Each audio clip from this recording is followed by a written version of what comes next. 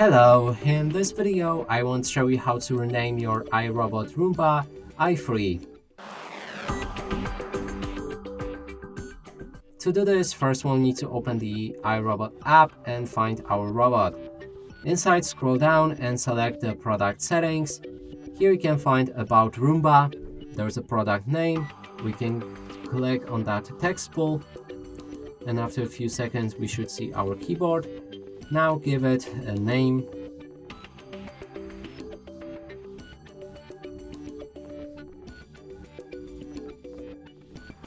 And now make sure to click on the enter on our keyboard, otherwise when you click on go back it won't change the name.